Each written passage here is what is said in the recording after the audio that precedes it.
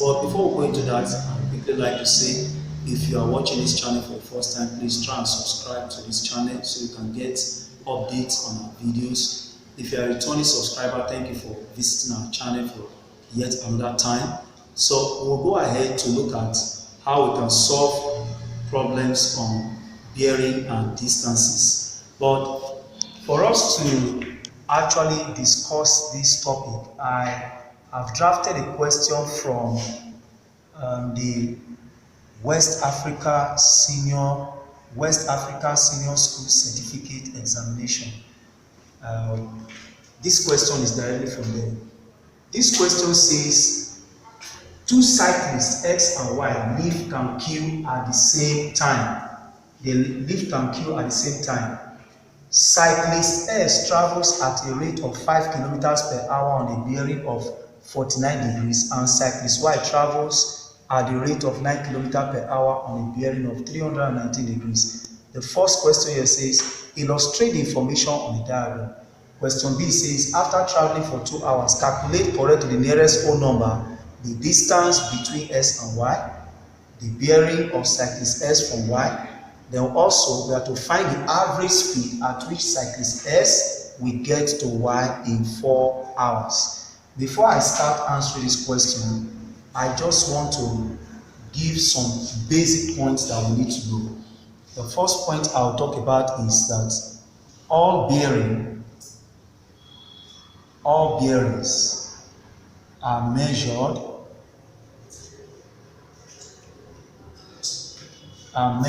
in a clockwise direction.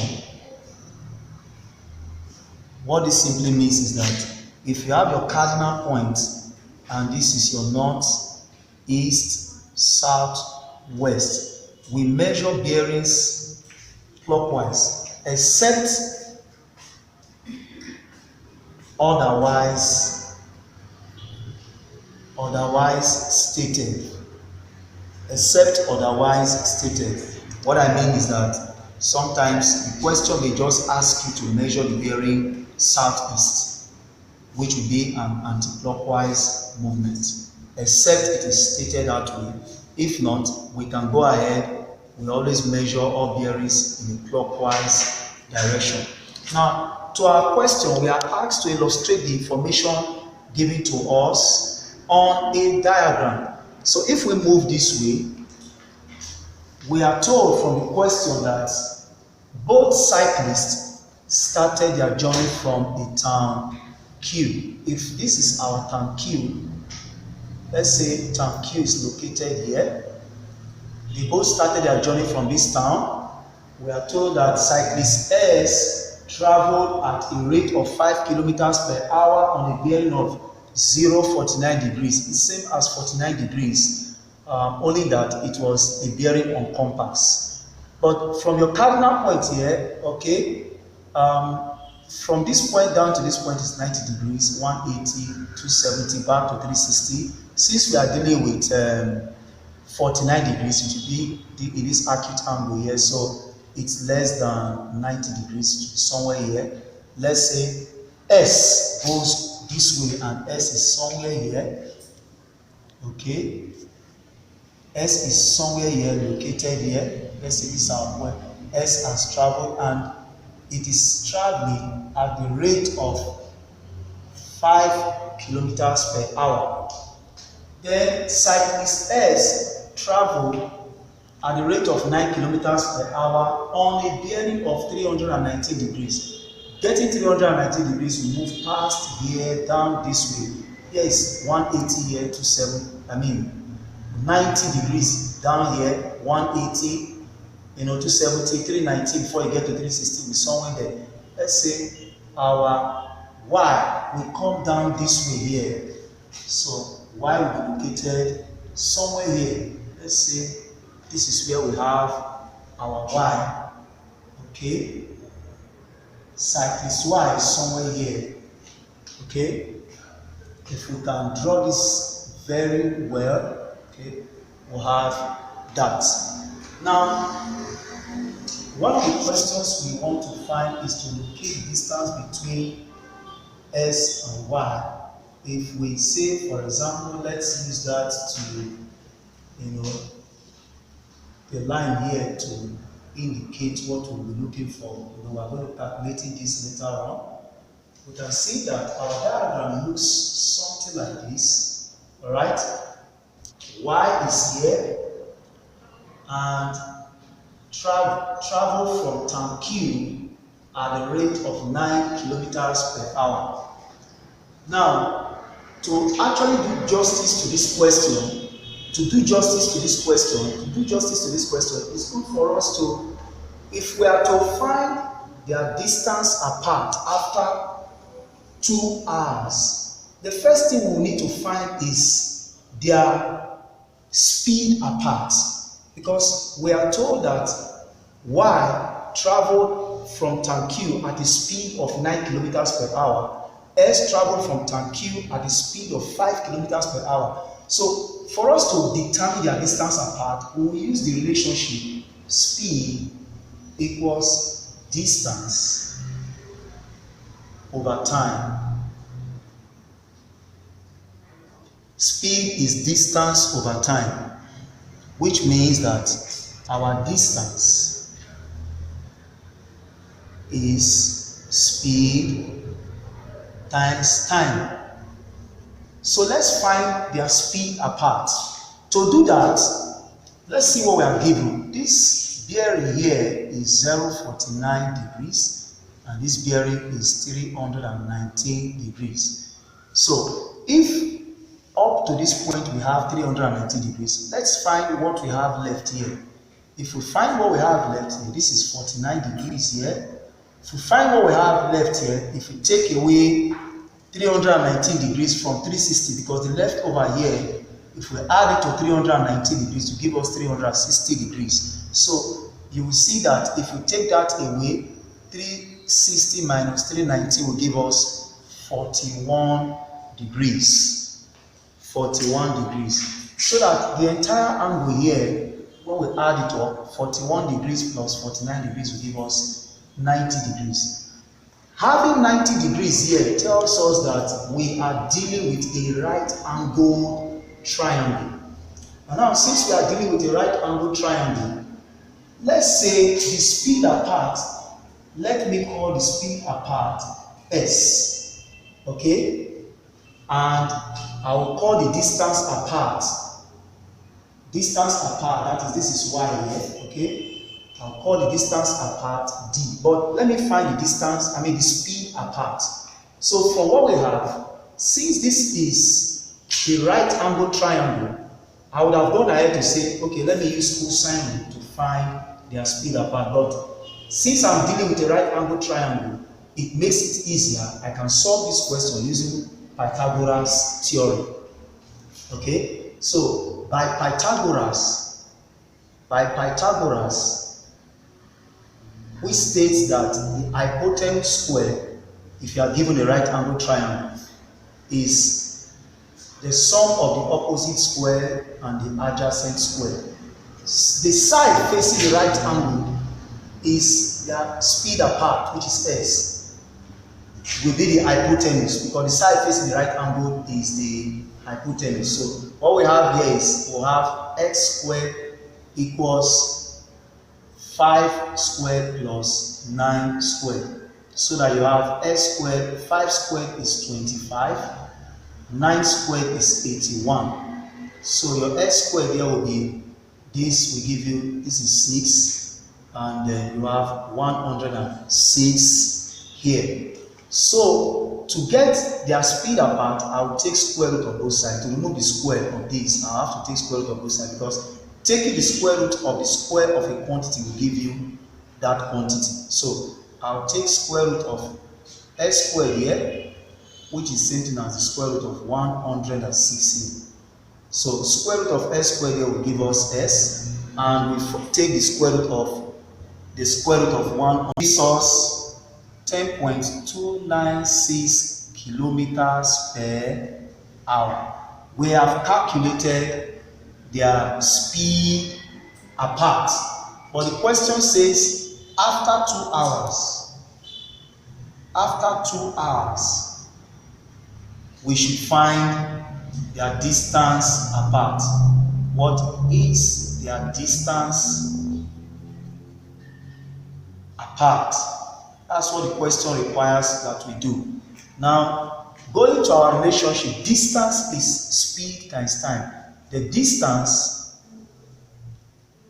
between x and y after 2 hours,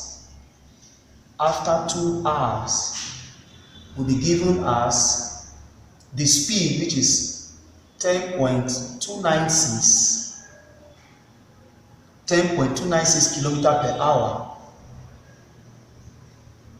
times the time, which is 2 hours.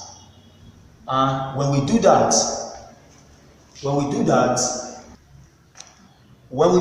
get 20.592 kilometers. But the question says we should calculate correct to the nearest whole number.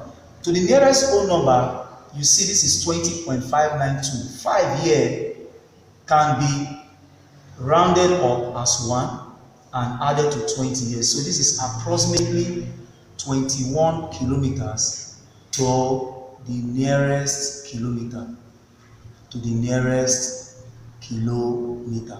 As requested by the question. Question B says we should determine the bearing of cyclist S from Y. That bearing will be measured. I told you that bearings are measured clockwise. It will start from the north to the line joining X and Y. Okay? From this point to this point, we already have 90 degrees. We just need the angle here. Let me call it theta. Let's call that small angle there theta. Once we get the small angle theta, add it to 90 degrees. That gives us what we are looking for. But before we go ahead to do that, let's see what we have from this point. Now, coming this way, we can see that from here down to this point we have 319 degrees. Okay? From this point down to this point is 270. So I can get the small angle here, which is this angle here is alternate to the angle here. Once I get it and I get this angle to it, we can now find a way to find this smaller angle and remove from there. Okay? So what I'll simply do is to subtract 270 degrees from 319 degrees. Here down this point is 319 degrees, but up to this point is 270. So if we take 270 away from 319 to give us 49 degrees here, okay? This 49 degrees here, we'll have that this 41 degrees here. Let's even start with this. The 41 degrees here is alternate to this angle here. This is 41 degrees. Let's leave this out. This is 41 degrees, but this angle here is alternate to this angle. I can call this smaller angle here alpha, which I can find using my sine rule, okay? And thereafter, the whole of this angle here, from this point down to this point, is 90 degrees. So when I add this to this and subtract from 90 to give me theta. So once I get theta, I can add it up to 90 degrees over there and find what I'm looking for. So let me first find the small angle here, which is alpha. If I use sine rule, already I have gotten this point, the speed apart to this. Using my sine rule, I will have that sine alpha, even if let's even say I am not using sine rule. Let me take out sine rule from it. Let me look at this angle here, opposite over hypotenuse is sine. So I am dealing with a right angle triangle here. This is opposite over hypotenuse, and that is sine. Remember your SOHCAHTOA. Sine is opposite to hypotenuse. So I have that sine alpha is equal to 5 over their speed apart, which is 10 point, I will use the approximated figure, 10.296 kilometers. So that sine alpha will be this divided by 5 divided by 10.296 0.4856. So let's get alpha. Yes, alpha will be sine inverse 0.4856. So let's see the inverse, the sine inverse of this value that will return the angle alpha. We'll look at the sine inverse of that will return the angle alpha. The value of alpha here will be 29.5 degrees. Okay, but it's not alpha we're looking for. We want to find the bearing. So we can see that theta plus alpha plus 41 degrees is equal to 90 degrees. If you look at it very well, this is theta here, starting from here, plus alpha plus 41 degrees. So theta plus alpha plus 41 degrees equals 90 degrees. Okay, we have gotten our alpha, theta plus 29.5 degrees plus 41 degrees equals 90 degrees. So that our theta here will be 90 degrees minus 29.5 degrees minus 41 degrees. So theta will give us, the value of theta will become, this will give us 19.5 degrees. Now, the bearing of y from S starts from here down to this point, which is theta plus 90 degrees. So therefore, the bearing of y, cyclist y, from cyclist S will be equal to 90 degrees plus 19.5 degrees, and this will give us 109.5 degrees. But the question says we should correct to the nearest whole number. This is 5 here. To the nearest whole number, this is approximately 110 degrees to the nearest whole number. All right, we have calculated the bearing of cyclist y from X. The last get to cyclist y in 4 hours. To find that average speed, we know that average speed, the average speed is the total distance covered, or the total distance between X and Y over the time. The total distance covered between X and Y, which we've already calculated, the distance which we already calculated, the distance between S and Y, which is 20.592 over the time, which is 4 hours. This is after 4 hours. So when we do that, we will have, this will give us 5.148 kilometers per hour. As usual, the question says we should correct to the nearest whole number. To the nearest whole number, this is not to 5, so we'll round it down, becomes 0. This becomes 5 kilometers per hour to the nearest whole number. And that answers our question given to us.